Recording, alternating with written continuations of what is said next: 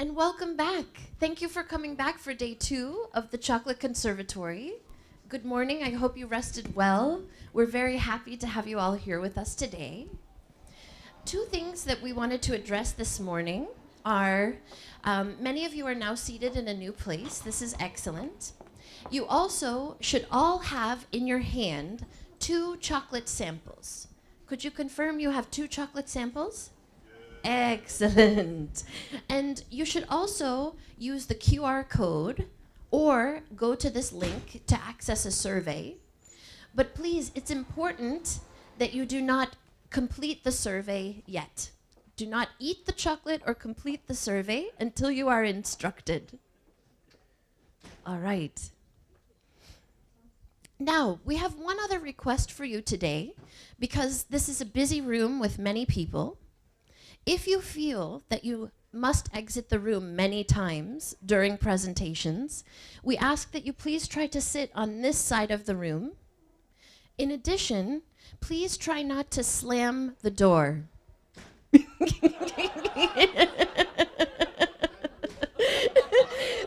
It's almost like we planned that. That was perfect. Thank you, Greg. As you can see, it's relatively loud, and we just want to make sure that everyone has the best experience here. Okay. Now, without further ado, I would like to welcome a very exciting panel. I can tell you that this group of people has been planning carefully and thoughtfully to prepare something very special for all of you, and it's an honor to welcome them today. For many years, I have followed the work of Dr. Renata Januszewska, who is currently based at Callebaut in Belgium. And for many years, she has been the most prolific scholar of sensory science and chocolate. And you can imagine that just recently, when she published her book, Hidden Persuaders in Cocoa and Chocolate, in my own home, it was a bit of a party to finally have what is really the first deeply science-based, peer-reviewed approach to cocoa and chocolate flavor. And it's a great honor to have her with us today. She is joined by her colleagues of NEUROHM, which is an important organization based in Poland, focused on experience measurement. And they are Dawid Adamczyk and Szydło.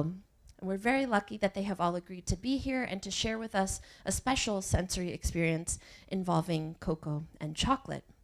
All right, I would like to now welcome them to the stage, please.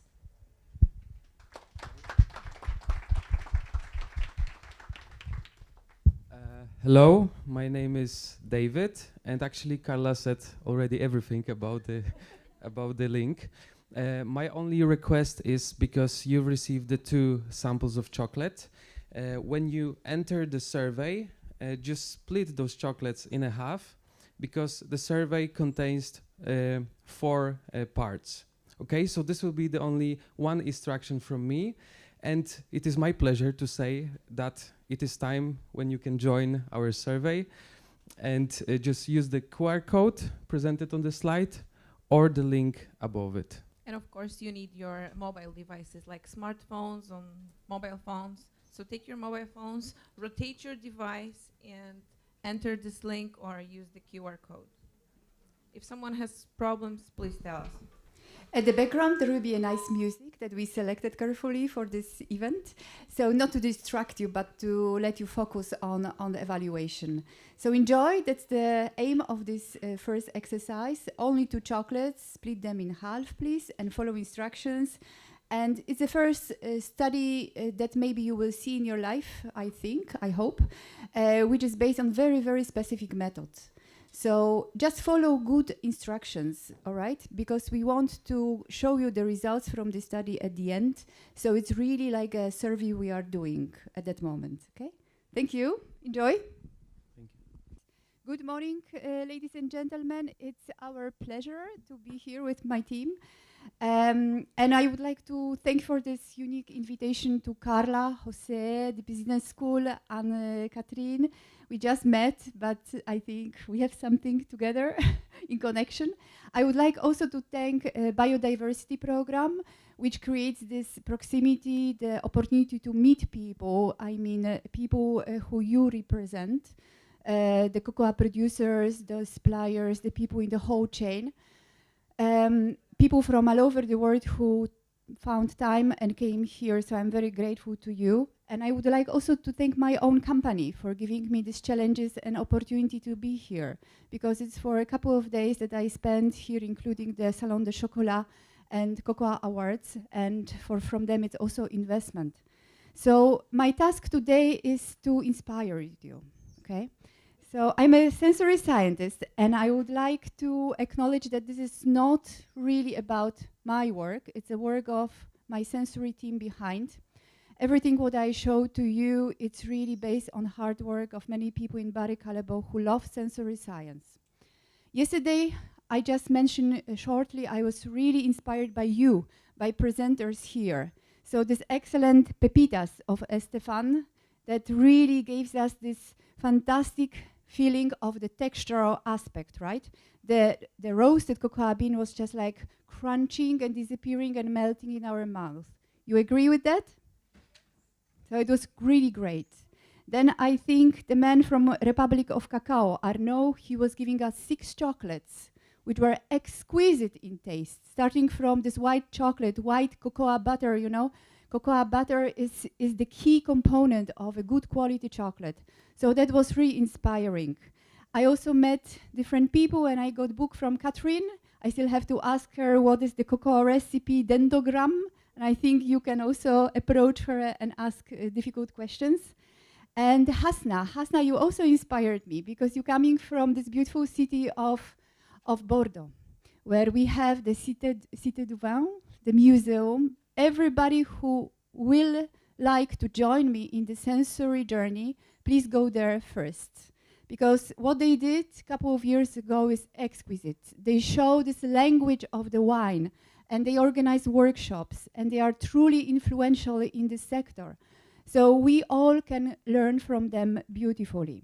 And at the end of the day, yesterday, we had this tasting inspired by the monasteries. And of course, wine was relaxing. Chocolate was, again, bringing us on the path of what we love to do. But most of all, I think it was interesting to see that tasting can be without the story, can be with minimalistic information, and that's how you should perceive the sensory science.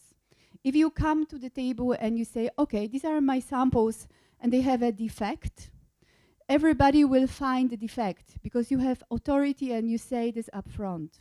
So you should be aware about the science. It's not only about the flavor and organic evaluation they used to say in the past. It's about science, and science is following the set of rules and methods, statistics behind, and you of course have not to be too rigorous and too strict, but still to follow the right set of the rules. So my first slide today is giving a little bit, I will skip this one, you will see the structure, is giving a role to the sensory science. I belong to the Global R&D Innovation Department at Callebaut. It's a big company. Maybe I'm not fitting here very well between small producers, but maybe on the other hand, yes. Because now, after 8 years of working with them, I understand the challenges facing the big company, working in this big global world, locally and globally. I started my journey 8 years ago in the global QA department. So we were setting up different quality focus materials, work instructions, how to evaluate raw materials and finished products. We developed quality tables for every raw material to give objective measurement on sensory evaluation. And we put a rule that every site has to involve in this kind of evaluation minimum 3 to 5 people. And we are very strictly monitoring the quality of everything what we produce and everything what we take. Sensory science is a service, is truly the service for all departments. Already there, I understood that R&D will benefit tremendously from understanding what is sensory science. So I contributed to the new product development and innovation. You heard also Ruby product, and now whole fruit chocolate, which was launched a couple of months ago. And we are continuing doing this great job. You will hear more in the coming years. We, without sensory science, would really be very slower, much slower than our competition, other companies who are there. You have to engage people actively to understand what you are making, you are experimenting, okay? Sensory panels are the group of the people who are trained, whom you trust, and you can really base your further decisions on their judgment. It's never one person. We don't have gurus and we don't believe in the guru, yeah? One person coming and saying, take this one. Even directors have to listen to the sensory panels. Now, consumer market insights. Without doubt, for the rest of this, I think after morning and afternoon, you will hear a lot how the link between consumers is important. And again, here we have another tool of the methods, consumer insights. This is one of these tools. Apologies if it was not really working perfectly on all telephones. But it is like that. In reality, nothing is perfect. It will work, it will not work. Our aim is also today for you to show what kind of the tools we can do when we have a mass consumers event, and we can gather quickly information, you like something or not, and why. Because only assessing preference can give a little direction, but we have to build it further on why. Did you like attributes? Did you like textures? In this study, we did include textures. And also, you express intuitively your preference by indicating certain set of emotions. But I will come to it at the end. So it is like that also we are linked to the sales. Who has heard from you, ladies and gentlemen, about our application called Chocolizer? Nobody? Okay. So if you have still a wish and you have your telephone in front of you, you can look quickly and you can download the application Chocolizer. What is it? So this is a kind of visualization on the selected range of the recipes that we want to show to the whole world what we have in the basket, but only for the brand Callebaut, okay? So their salesperson can utilize it for the meetings with the customer, client, and show what we have in the basket of the fruity chocolate, of creamy, milky, and so on. So it's really based on the database generated by the trained panel and then optimized to show the best fit whenever you choose something.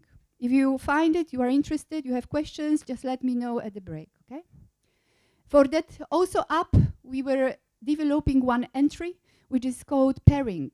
It's a science of shared flavors, which is really so exciting for many people recently. I get, even this morning, questions, how to pair Ruby with this or that, how to pair coffee with this and that. How should I know it if I don't do decent research? So we have in the pipeline a few different projects focusing on matching or pairing chocolate and different ingredients. What you see in this application is just a beginning of our research. Now, understanding, the role of this sensory science, we move to chocolate, from general approach to our specific business, chocolate or cocoa or any kind of application involving these two. Of course, we are utilizing our 5 senses. Some people even will argue that we have the 5th one, which is like intuition.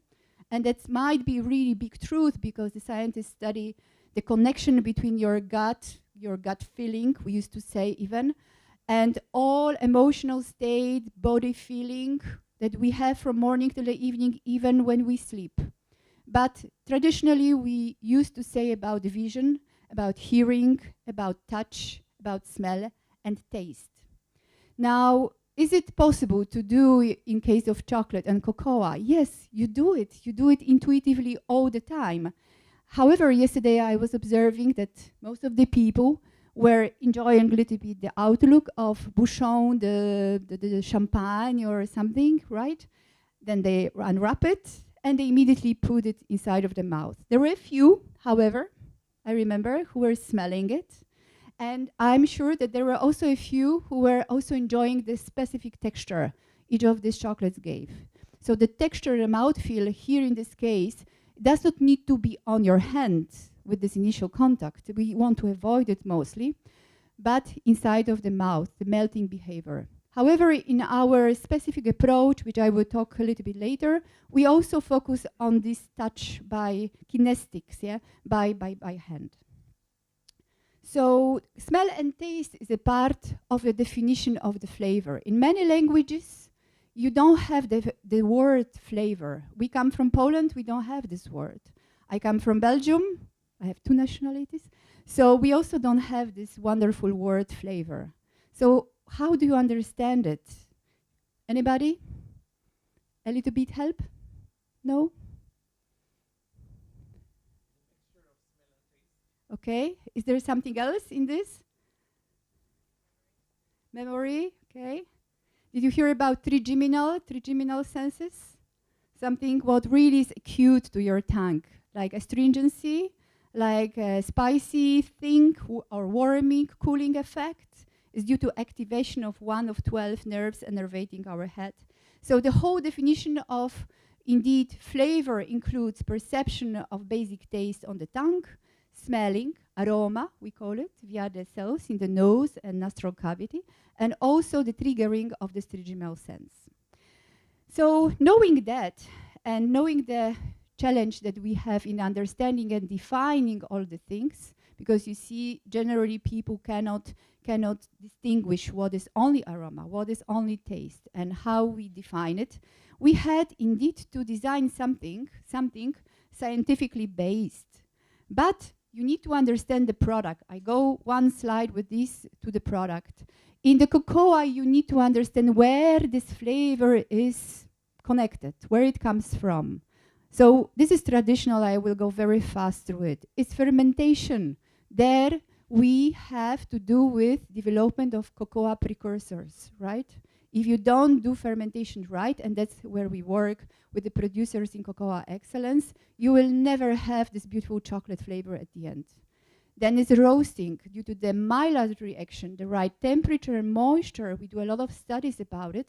You have development of the flavor and disappearance of glucose, of the fatty acids, and also disappearance of these beautiful amadori components, which to a certain degree are necessary, right, to appear, but then if you apply wrong conditions, they will also disappear. So that's art of roasting, which all of us all the time try to understand. And the third thing is about conching, when all other ingredients are going to this crazy big machinery, and there is a mechanical effect, shearing effect, and there is a thermal effect, and there is this chemical reactions going on. And there is a continuation, I would say, simply of the Maillard reaction. Caramelization goes on, acids are evaporating, the smoothness is coming, and so on. Once you understand that, you know how to describe your product. And you can even link it to the certain steps in the production, certain explanations where you should have fruity things and where not, where you should have the botanical notes, aspects, nuances, and so on. So the challenge was to combine all this knowledge in the book. The book has a very triggering, I would say, title that comes from American marketeer who was a little bit laughing at the marketeers in 50s. It was like that because they used a lot of tricky practices to convince consumers to buy the products. So he was blaming them that indeed we have too many hidden persuaders, that we are not honest. But in this context, we wanted to show that hidden persuaders are something that is indeed not obvious for many people.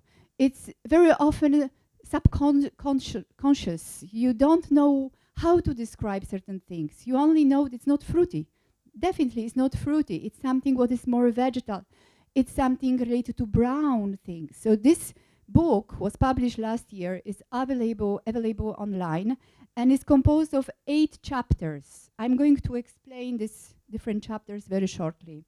What is unique about the book is that it really describes where it's necessary what is aroma, what is taste. It really describes for all of these emotions, positive, negative emotions. It includes the trigeminal think of the flavor, right? And it is developed via communication between different experts and consumers. And it's really acknowledging the work of the others. It's not based on primary sources, we call it, on our research. It's based on the research, the knowledge of many people in this field. So we don't discover all the time things because we put them just in different contexts. These wheels exist for many products, for coffee, and actually we took a lot of inspiration from coffee sector. They describe creation of the newest wheel in the way like making a cake. You probably know it. So you need to have the right ingredients, different descriptors. You need to know the molecular structure, so you need to know how to make layers in your tart, your cake. And then you have icing. You have to make it beautiful and understandable. So we tried to apply this concept and to make it scientifically based and beautiful as well. So these 8 chapters are very simple. They go from the taste, 5 basic human tastes, cocoa-related aspects. Here we explain, for instance, the difference between unroasted cocoa and roasted cocoa. A lot of people always ask about it. What is acidity? Acidic, for instance. Is it the same as sour? Definitely not. Brown group of descriptors is really from the formation via the Maillard reaction. So you have here also this sweety touch of caramel and toffee and malty and cereal and different things, not sweet much. You have a dairy. Of course, in milk and white chocolate, we add milk powder. So you have a dairy. Impressions, yeah? Sensory is all about impression. Even yogurty. Some people love chocolate with this touch of sour milk. And we were tasting it actually yesterday. In the morning on this milk chocolate. It was really nice, butterscotch, I remember now.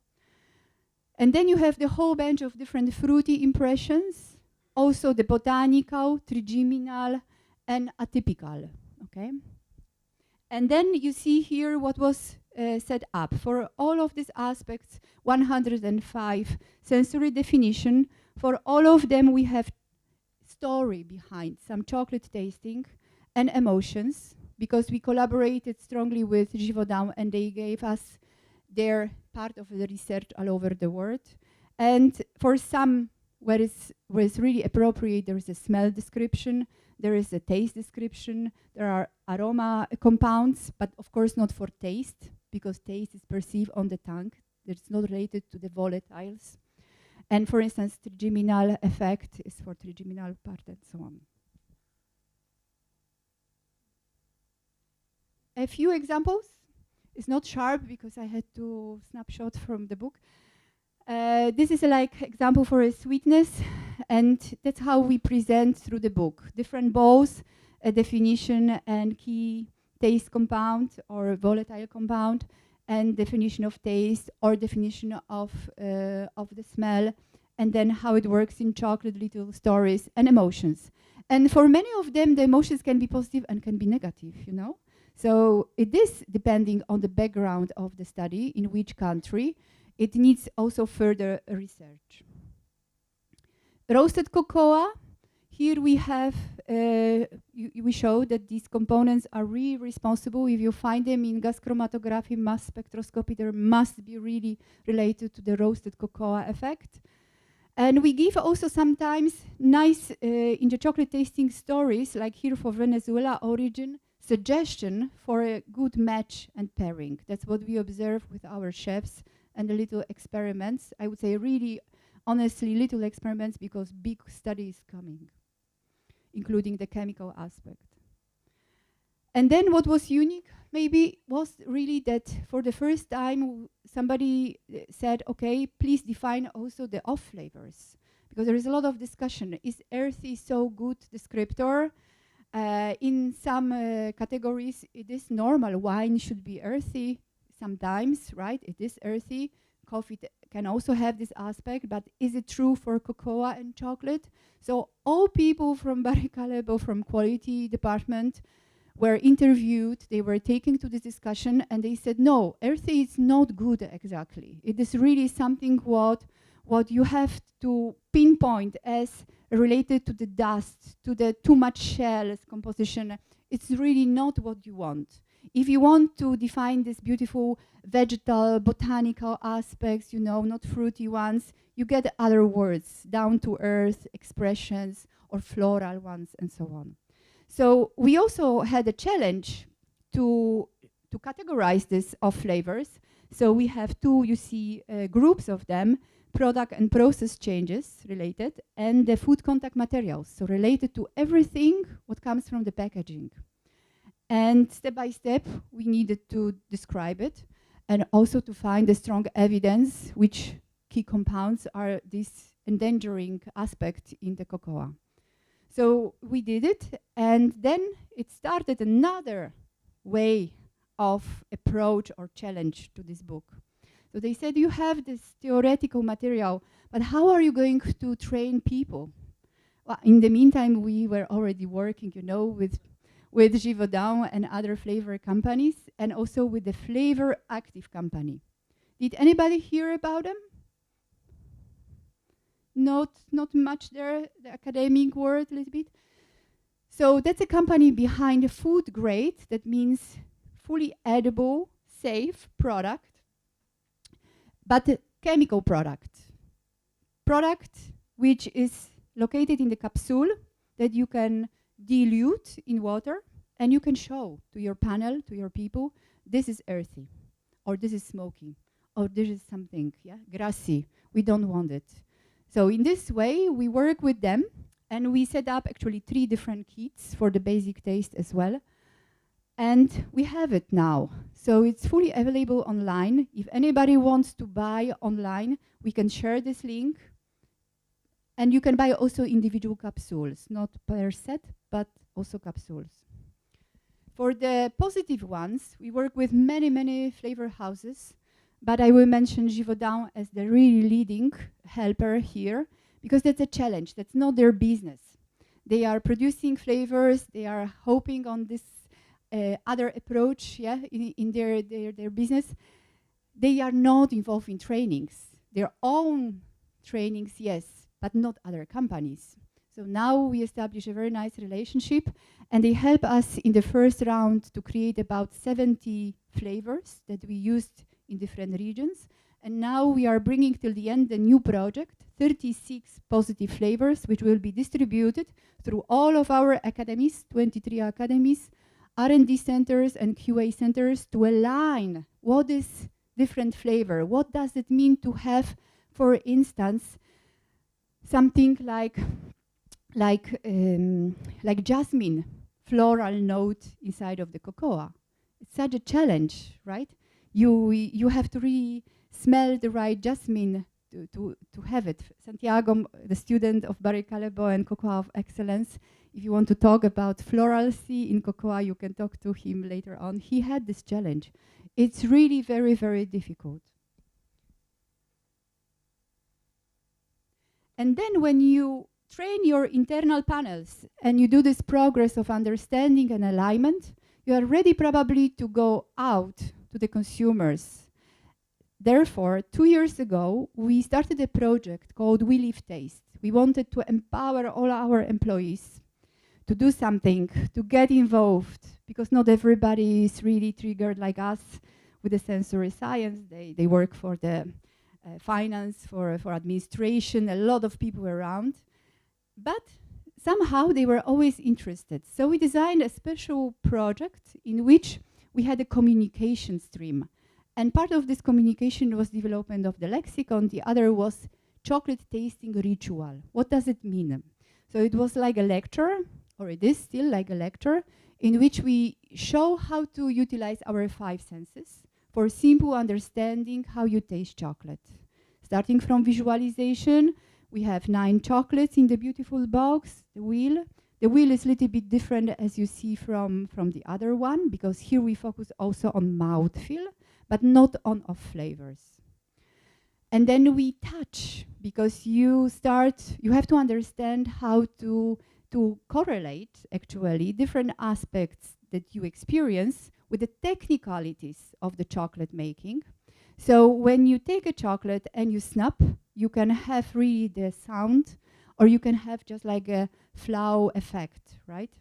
So that also is correlated somehow to the cocoa butter, to the cocoa solids content of the chocolate, also to the melting behavior, also to the feeling of the smoothness or coarseness on your hand. So we utilize the set of 9 chocolates to show the differences in color, differences in texture, first on hand, also in mouth. We also smell them in a specific way. When we wrap, we cup with the other and we smell. And we taste step by step, teaching people the extreme flavors and tastes. Because some people indeed cannot find out the difference between sour and fruity, right? Or acidic, or botanical aspect. So now these boxes are also utilized by our chocolate academies. And if clients, internal, external people who want to join chocolate tasting ritual, they are very welcome. And the last slide from myself, an introduction to my colleagues from NEUROHM. So we never stop dreaming, right? We always want to give business more. It has to be useful, yeah? Sensory science has application. It's based on application. It's applied science. So we are thinking how to improve the understanding of the local markets, how to make a world chocolate map, for instance, in the coming years. But for that, we need to have tools like this one, but it will be, of course, developed still, and it will be more tested and adapted to all kinds of the tools that we have, different kinds of the telephones, for instance. So we are planning to engage in the project that we have this scanner, we have the digitalized concierge, digital concierge, will guide the people to the right place where they will taste it. We will have the video tutorial to tell them. We will have, in this way, fully automated process from data collection also to the report making, and also showing it in an easier way to the management what to choose, where is the problem, how to go further, because a lot of things happen in academies, or a lot of events, and a lot of people really are pushed towards innovation. They constantly bring a new creative ideas, but you know the rate of innovation, innovation on the business, on the market is quite low. Why it is so low? So probably we will have this project also in order to study this effect of also presentation, of making mistakes. Why not? We are learning by making mistakes constantly. Now, after a few years, we know how we would improve our app, Chocolizer. We didn't know it 7 years ago. So I just wanted to encourage you, students, especially from the school, and be aware that something like sensory discipline exists, and also to, I would say, focus on the collaboration. You need different partners and to understand their needs, different needs, to constantly feed to these needs. So collaborate, and as I think Jeff, yesterday you said, we give people good or bad chocolate, right? That is a good approach when you are isolated so far, like Uganda. It's already very, very good, but if you know more about different tools, so please, you are encouraged to reach to them, and we are happy to support you, because for many companies, we are actually sending our samples as the references. So you can, in this way, know what we are producing and learn the different characteristics. Okay? Maybe at the end, I wanted to tell you something that senses, if you have them, because not everybody has the senses. Some people have kind of the anosmia, you know, they cannot perceive this or that. So the senses and emotions are actually gifts that nature gave you, or you inherited from your parents and so on.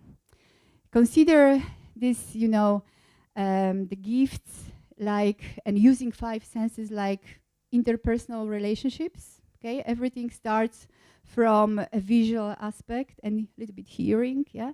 So you start to understand somebody's language and the needs, what you are doing. And then in this next step, when you have to listen, you have to understand the subject more deeply, right? You have to engage very, very deeply. And then it's the touch, smell, and the taste. So you have to pursue your passion without, we say, a release of serotonin by eating chocolate. You will never get this pleasure just by touching or smelling. So full engagement. But then there is something else. And in sensory science, it's very important to remember. It is saturation. You are fed up of it. So you want a change. Why people are looking for a new products? So that means you have to give a space to yourself and to the other. And don't criticize. Everybody has their own preference. Somebody loves sour things. We love our whole fruit chocolate or ruby to some sense. And the others maybe love salty caramel, will go for gold and other chocolates. And then the last thing is fun. So never ever forget to have really fun when you are tasting, because like Jose is constantly here joking, you know, you create a space for your all senses. So actually you are observing, you are listening, you are tasting, you are really liking to do this thing. And not every time, as Carla said before, the job has to be a passion and pursue what you do. It's very, I heard yesterday for many people a second job. And I hope maybe if this is your passion, becomes one day your first job. Because yeah, if it brings the right income and it gives you a pleasure, that's the best thing that you can have in life, right? And there are plenty of examples in this room. So thank you very much, and I give the word to my colleagues.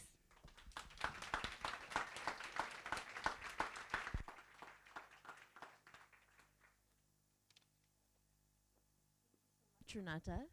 And I'd like to now invite Anna and Dawid, who will speak with us about their work at NEUROHM.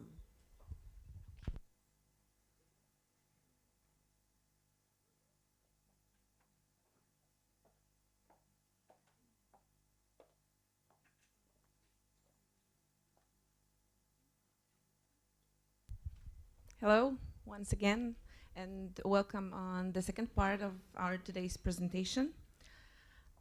Today, David and I are going to introduce you to the world of emotions and show you a little bit different approach in sensory testing. Why different? We'll explain in a couple of minutes, but before that, we would like to tell you more about us and our company. We are representatives of NEUROHM, a research agency, but we are far from traditional research agency, as we take advantage of neuroscience findings, and by that, we want to understand consumers better. Our company was established in 1997 by Professor Rafał, who is a pioneer in neuroscience in Poland. And the tools that we've been using for over 15 years on the market are the effect of the long-year studies of Professor and his research and development people. And today, our company is well known as smart and agile research tools, not only in Poland, but also all around the world, as we have partners and clients on 6 continents and in over 50 countries, helping not only in the market research, but as I said before, also in a sensory field. And in our company, we believe that everything that is measurable can be fixed and enhanced. Lord Kelvin, British physician and mathematician, once said that if you can't measure it, you simply cannot improve it. And if we assume that the success of every product, every brand, every service we have is highly related to the emotions people have, to the experience people have with it, we come to the conclusion that in order to improve our products, we need to measure this experience, these emotions.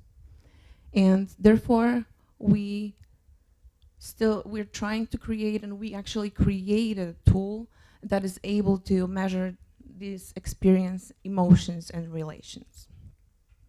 But how do we really know that this assumption of emotional importance is right? As I said before, we take advantage of neuroscience, and we learn how the brain is functioning and influence human behavior. And our measurement is based on two theories, the dual processing theory and attitudes accessibility phenomena. The first one was introduced by Daniel Kahneman, a Nobel Prize winner in the field of economy. And he extensively studied decision-making processes. And he found that there's the discrepancy between what people say, what people declare, and actually how they act upon it. And he distinguished two systems of the mind. System one, which is very fast, emotional, impulsive, and works beyond our rationalization, beyond our consciousness. And then there's the system two, which is much more rational, works slower, requires many cognitive processes. And even though this is the system two that is actually representing our opinions, this is our voice in group discussions, this is actually the system one, which is the key driver for human behavior, for the purchase choices, and for everything that we do in our lives. And then there is this attitudes accessibility phenomena, which was first introduced by Russell Fazio from Ohio University. And he found out that there's a strong correlation, strong link between attitudes accessibility and the behavior. And he also found out that this attitudes accessibility can be indexed by the response time. And here the rule is quite simple.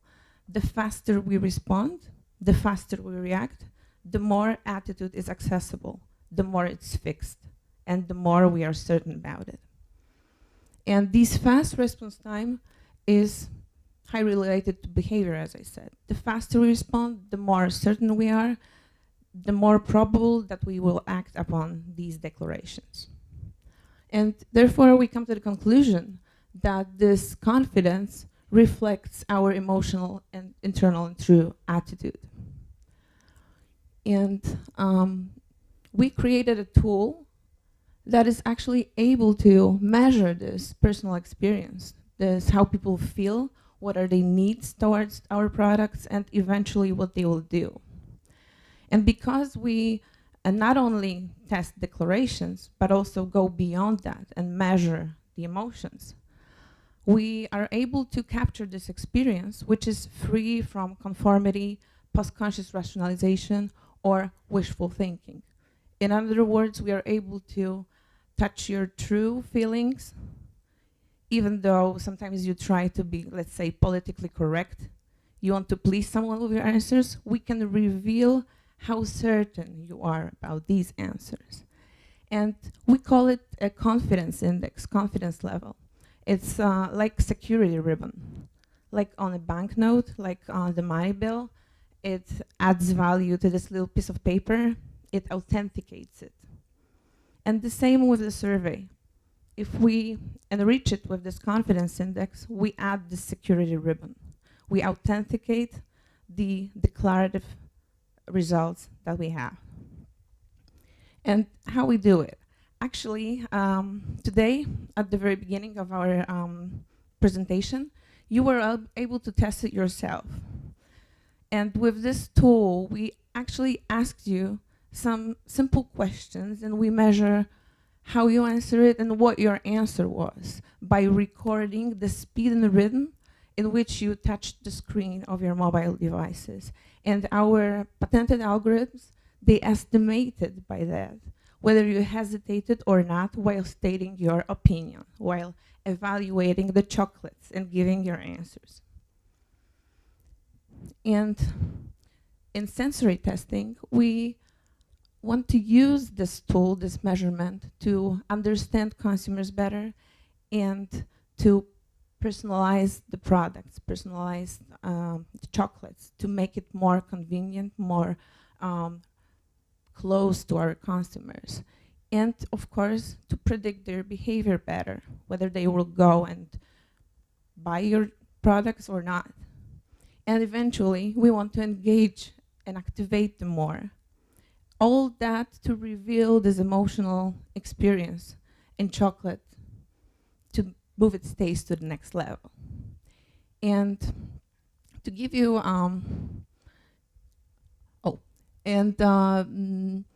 in collaboration with Barry Callebaut, we are actually right now in a stage of preparing the app that Renata mentioned before. And this app would test not only texture and flavor, but it will also focus on emotions that are the key driver in human behavior, as I mentioned before. And the main goal of this tool would be to be user-friendly, no matter if you are expert in the field or just an amateur. Easy and time efficient, this is our goal. And actually you were able to see that the survey was quite easy, and it took a little time to fill it in. And all the research process is fully automated, and we get the results in a matter of seconds. Actually, we already have the results from the study we've just conducted, and in a couple of minutes we will show you the results. But before that, we would like to show you how such enriched with confidence index results look like by showing you some case studies from our own, so you could understand how we visualize the results and how we interpret it. Okay, thank you. At the beginning, we will start with a different topic, but there's no better way to show you how our tool behaves in a real life. Okay, so we will start. We will show you in 4 different political events.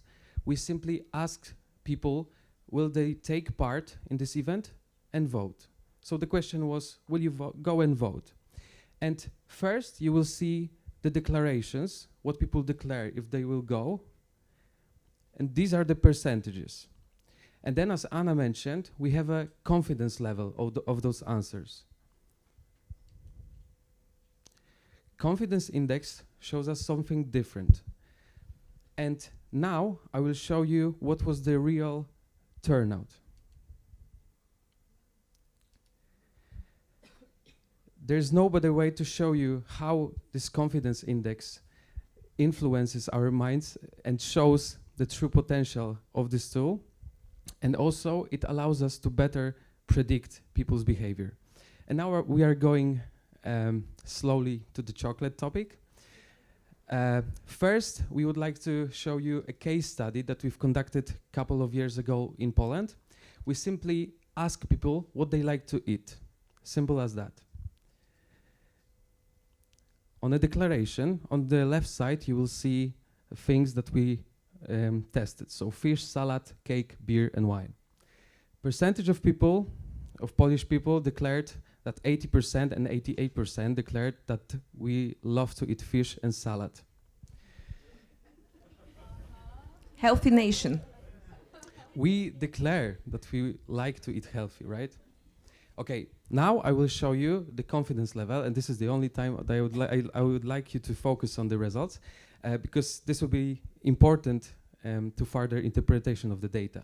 So whenever bar is changing to the green color, that means that answers are provided with a high confidence.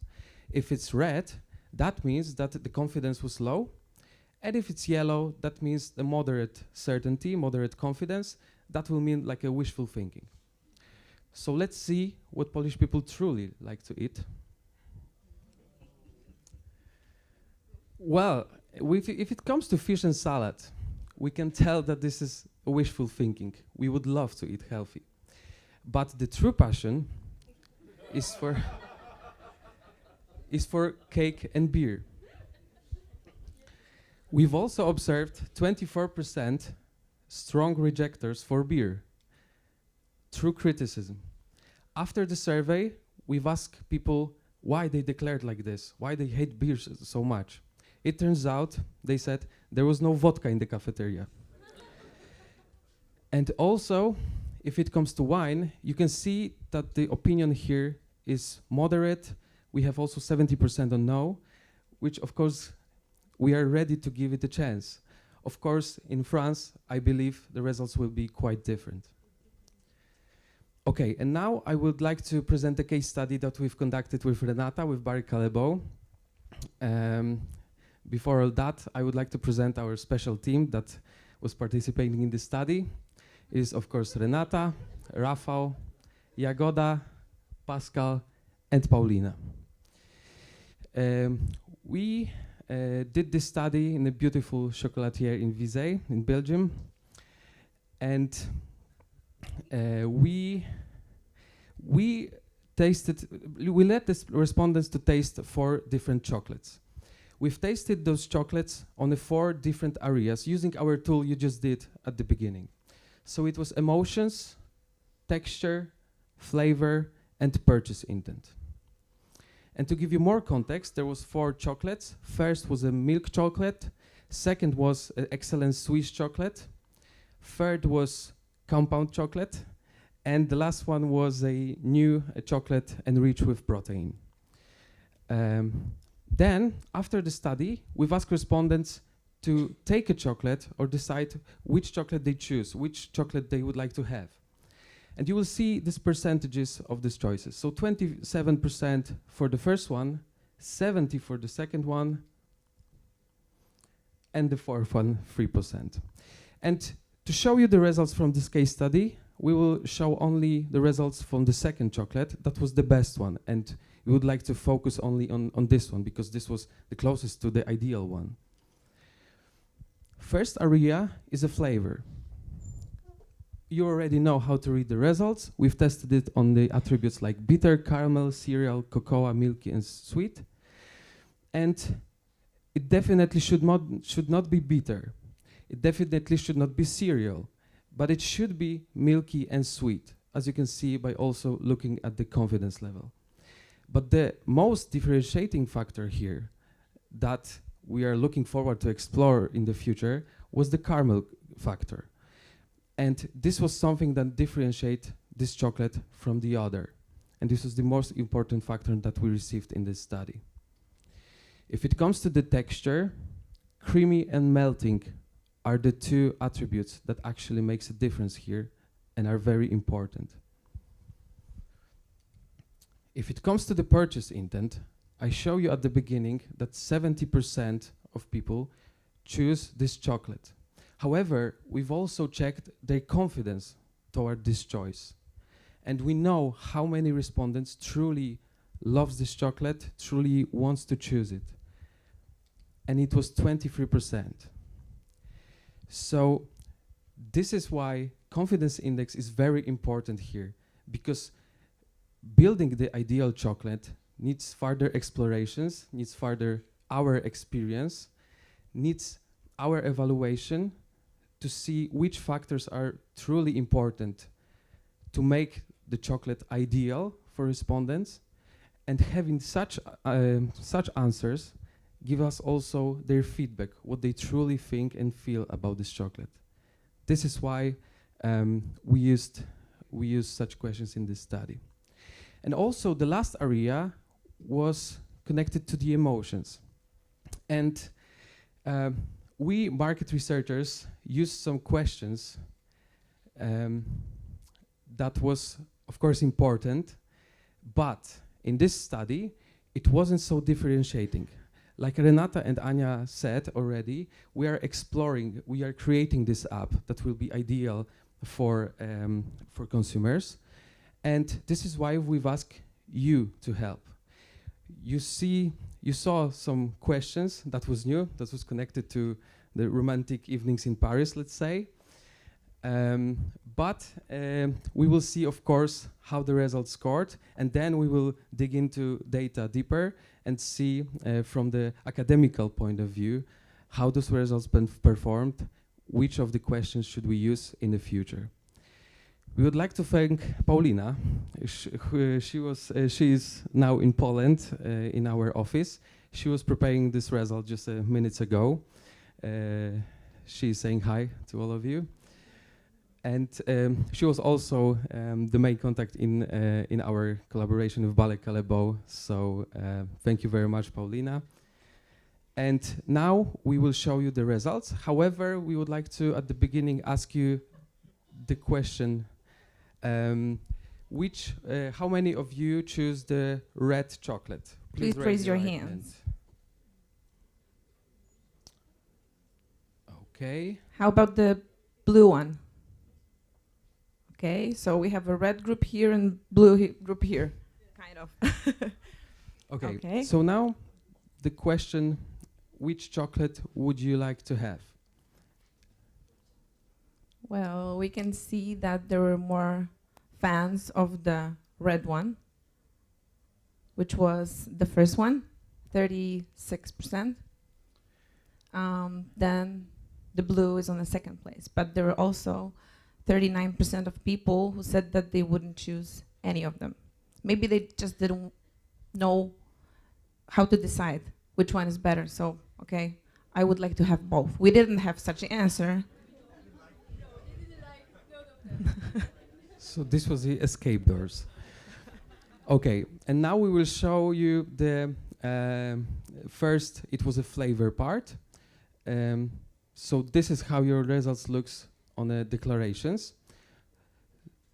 So you declare that the chocolate was sweet, both red and blue, caramel, very similar, milky, and buttery. Okay, let's color the bars. And now we can see that there are things that are changing. So for example, for sweet, we can see the high confidence in both chocolates. So definitely both of them are sweet and you really believe in it. And also, as to the milky as well, both chocolates are perceived as milky and you believe in it, although there are more people saying that it's milky towards the red one. And there are actually two main attributes, two main values that differentiate these two chocolates. The red one, the main asset of the red one would be the caramel, which we said that you should explore caramel, do more about the caramel taste. And here it is. The red one wins over the caramel attribute. And as to the blue one, it's more buttery, definitely. People believe that this blue one was more of a buttery taste. So caramel for the red, buttery for the blue. And maybe at that moment, it's important to tell you the context of this study, because we understand that you didn't like none of them, because the lifestyle of the consumers is tremendously changed. We are all looking for a healthy lifestyle, right? Less sugar. And in this study, we had typical milk chocolate, blue one, standard Ballet Callebaut chocolate, and the other one, red, which is intended to be like a little copy, the new generation low sweetness solution. Sweetness in sense, chocolate which will reach the same sweetness level, but it's not by definition having sugar. So this chocolate has less than 20% of the sugar, but it tastes sweet. You don't like them, okay, but that's the context of the study. It's not a fine flavor chocolate that we gave you. These are the standard milk chocolates with the high milk and high sugar content, okay? So for us, it's quite interesting to see this result, and it's showing that the innovations were doing their job quite well. Okay, so yeah.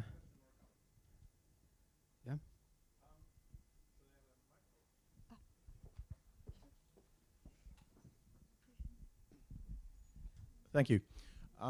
So you say that the confidence in the caramel for the red chocolate is higher than the blue, and the confidence in the buttery is higher for the blue than for the red.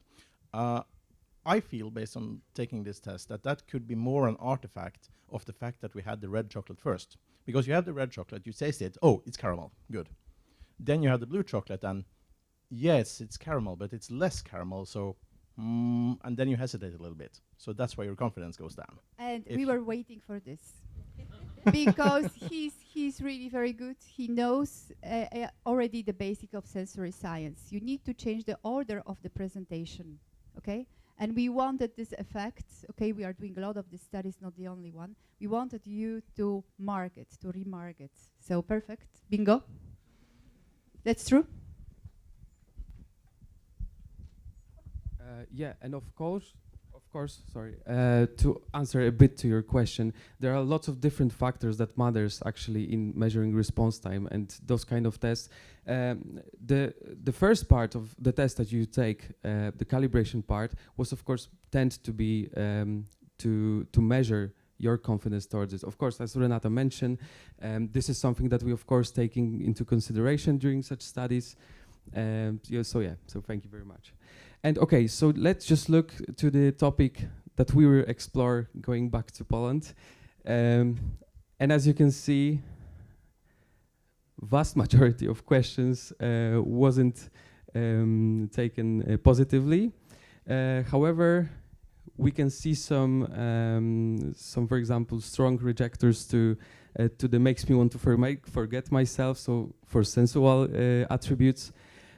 We can see some strong rejectors to the romantic attributes, and of course brings back good memories, and such kind of attributes are always green, so we have strong emotions while looking back to our childhood. Well, they're more nostalgic, that's why. So we have still more yeses towards the two first ones, brings back good memories and feels like my childhood dreams. And actually, the red one is doing a little bit better on this, at these attributes, but still reminds me of merry and blissful moments. 40% yes, 60% no, but all of us are hesitating. Maybe because merry and blissful is more related to Christmas, and the weather is not even close to that.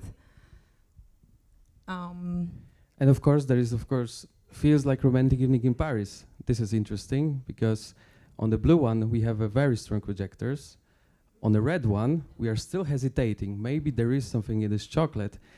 And there's definitely 21% of people that should really get this romantic evening in Paris even today. So we encourage you to go we and encourage you to do some sightseeing. Yeah.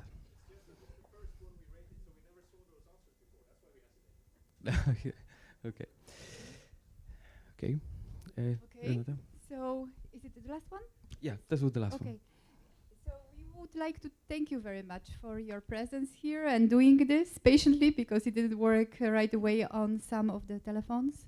But that's a technology, that's a new thing that is coming, and we will perfectionize it, and we will do it right. You will enter our academy, you will scan it, and you will go to the right corner and do the study.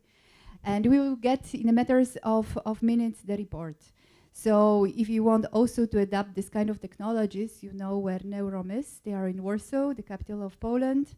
And yeah, it will be, I agree, it's everything matter of context, yeah, and the deeper knowledge how you do the things. In the context of this conference, it would be better if we have a fantastic, I don't know, Ugandan chocolate versus and another one from made in Chicago, yeah. But we have chosen this, what we have chosen, and actually we were doing it for our internal purpose also. So we thank you very much. If you have any questions to all of us, please don't hesitate. You can also send it later on after the conferences. Keep in contact. Thank you. Thank you very much. Thank you. Thank you so much. And we do now have time for questions, additional questions from the audience, if anyone would like to ask. Yes, I see a question over here.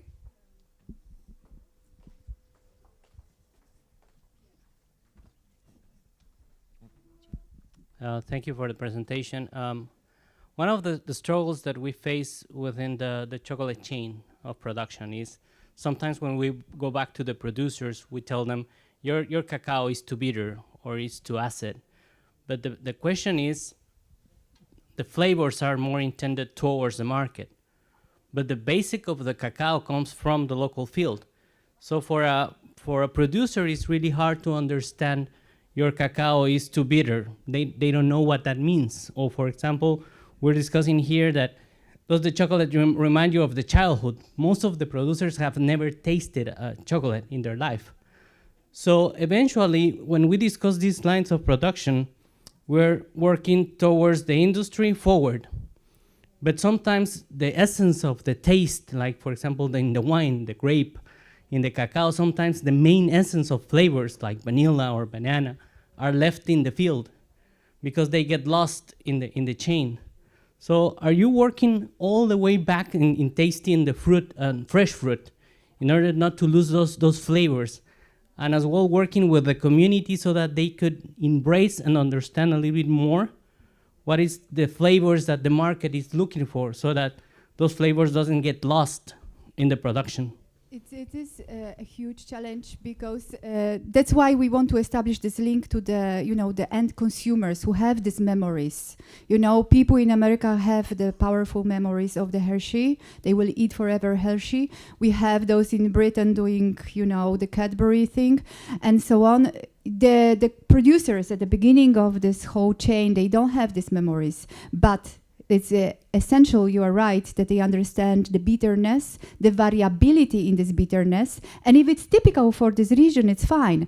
8 years ago when I joined, I thought that Venezuela tastes like that, Madagascar is always citrusy, fruity, the Mexico is spicy, and these assumptions. But then from year to year, the production comes and show the variability in the process as well. So this is the whole process of getting from the farmers to the consumers is complicated. There should be more education in all of this chain. That I agree. So only giving a book, only giving the theory, or maybe a set of references and just dumping in, on you, on the others, is not a solution. It has to be structured. It has to be somehow supported because it costs to go to these regions.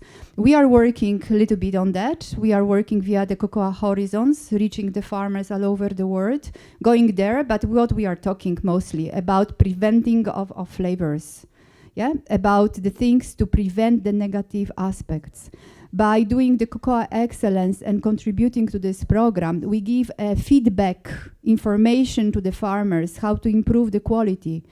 I'm very grateful that I could shadow the process of selecting the best cocoa liquors, about 250 cocoa liquors this year. It was a tough job, but I did it with such a pleasure because now I understand what you guys produce, I got access to the best cocoa liquors in the world, I think, I never tasted it before. And then from this, we selected 50 for the chocolate production, and now the awards are going for top 20. Tomorrow there is the award ceremony. So again, chocolate is, I don't want to compare it to any kind of the product like coffee. Yeah? Coffee is also our tea making, ritual of tasting is complicated itself. But in the chocolate production, you have all of the steps that you guys at the beginning of the chain are not able to execute, to understand what is going on with these flavors, right? You deliver the raw material and then due to the processing, different things are happening. This roasting can completely destroy or enhance things, right?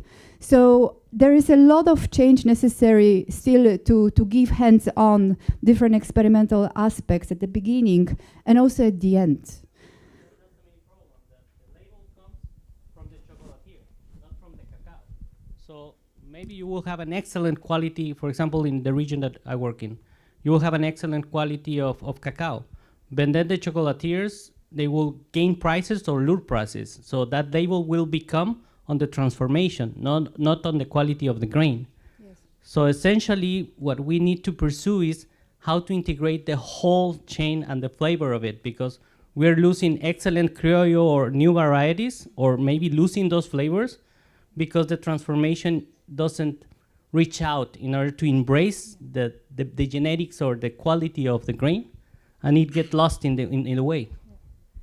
It is true what you are saying. Your voice and your contribution to this whole process has to increase, that you are also telling the right story till the end. Maybe I make a comment. I'm sorry, I would like to invite the panel just to sit so you have access to better. So if you want to sit in the red chairs, Renata. Oh, yeah? then Okay. Please, Anna. Yes, and I believe we had a question here in the back with here.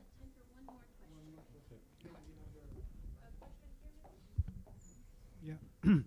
Yeah, sorry. My question was about Renata. I'm here. Yeah. Yeah. Pierre, hello. Hi. My question was about so you are speaking of a global system to have all the data from the consumers. It's very, very interesting.